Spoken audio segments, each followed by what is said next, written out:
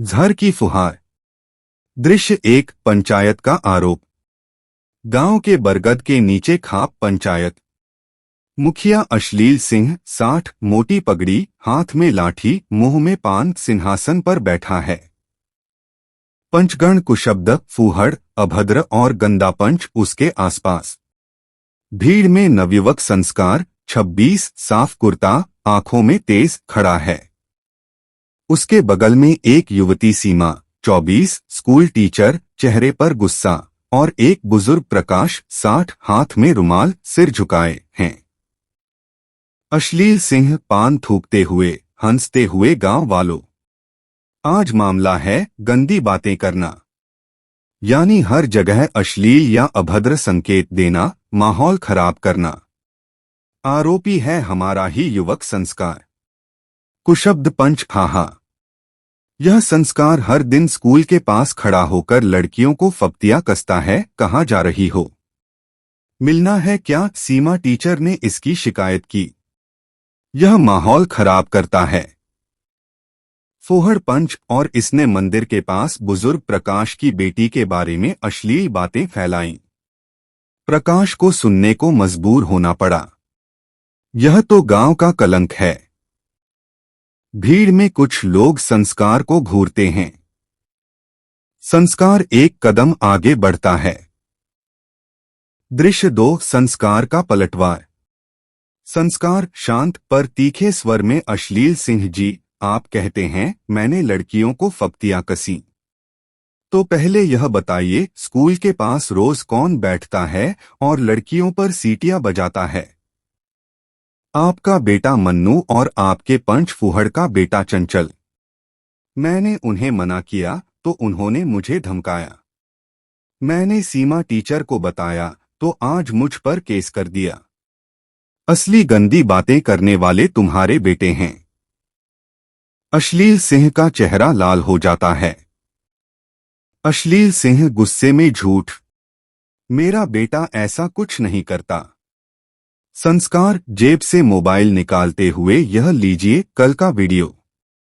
आपका बेटा लड़कियों के बैग पकड़ रहा है, अश्लील इशारे कर रहा है, और आपके पंच अभद्र का बेटा ताली बजा रहा है। मैं वहां खड़ा उन्हें रोकने की कोशिश कर रहा हूं। आप मुझ पर इल्जाम लगा रहे हो। असली गंदी बातें तुम्हारे अपने लोग करते हैं। पूरा मैदान सन्न।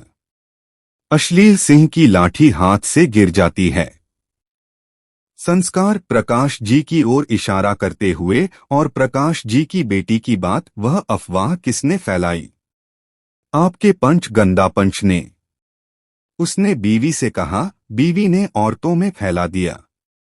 मैंने गंदा पंच को पकड़कर कहा, तुमने झूठ क्यों फैलाया? तो उसने मुझे धमकी दी। आज वही मुझ पर केस कर रहे हैं। दृश्य 3। अश्लीलता का खेल।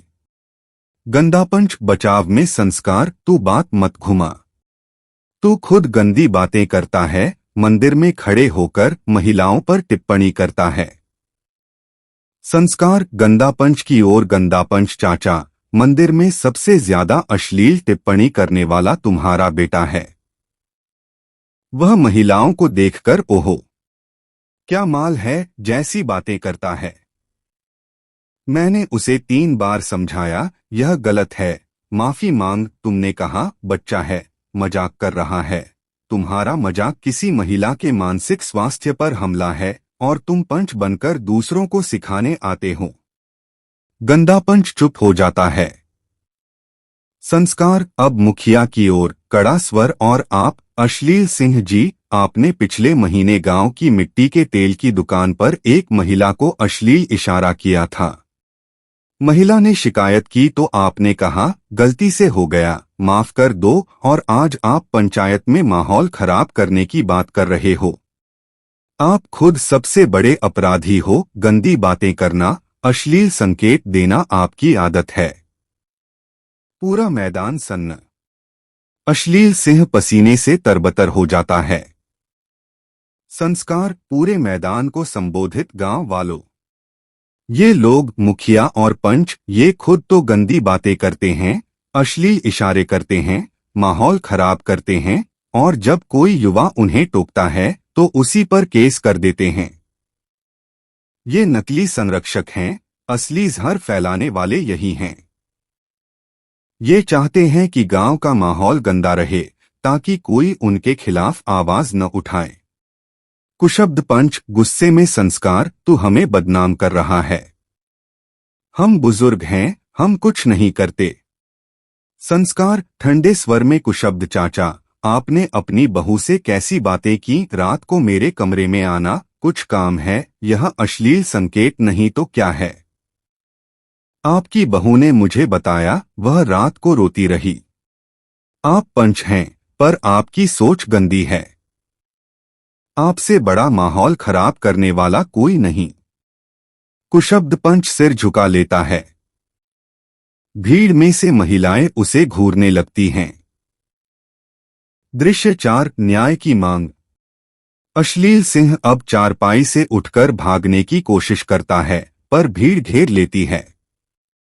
संस्कार दृढ़ स्वर में, मैं न्याय की मांग करता हूं। पहली मांग, अश्लील सिंह और सभी पंच सार्वजनिक रूप से सीमा, प्रकाश जी और हर उस महिला से माफी मांगे जिनके साथ उन्होंने अश्लील या अभद्र व्यवहार किया। दूसरी मांग, गांव में एक सम्मान समिति बने जहां कोई भी महिला या पुरुष गंदी बातें या अश्लील इशारों की शिकायत कर सके और दोषी को सख्त सजा मिले।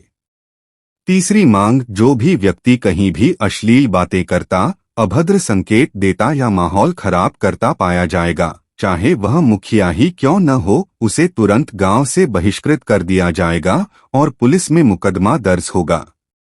अश्लील सिंह हाथ जोड़ते हुए, बेटा हमसे गलती हो गई, हम अब नहीं करेंगे, तू माफ कर दे।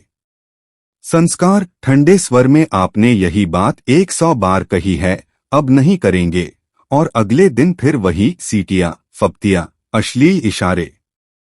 आपकी माफी झूठी है क्योंकि आपको पता है कि गांव की औरतें चुप रहेंगी, कोई विरोध नहीं करेगा। पर अब मैं हूं और मैं चुप नहीं रहूंगा। वह सीमा और प्रकाश का हाथ पकड़ता है। संस्कार, यह सीमा जिसे हर दिन आपके बेटे की फप्तियां सुननी पड़ती हैं। यह प्रकाश जी, जिनकी बेटी की इज्जत आपने बदनाम कर दी। ये आज खड़े हैं और कल सैकड़ों ऐसे होंगे। आपकी अश्लीलता अब काम नहीं करेगी। संस्कार, आखिरी बार, पूरे मैदान से मैं 10 मिनट में जा रहा हूं। मेरे पास आपके सारे अपराधों के सबूत हैं, वीडियो रिकॉर्डिंग, गवाह। अगर 15 दिन में ये तीनों शर्तें पूरी नहीं हुई तो मैं महिला आयोग और पुलिस में केस दर्ज करवाऊंगा, यौन उत्पीड़न, अश्लीलता और माहौल खराब करने का। तब देखते हैं कि आपकी माफी अदालत में कितनी चलती है। संस्कार सीमा और प्रकाश को लेकर मंच से उतरता है।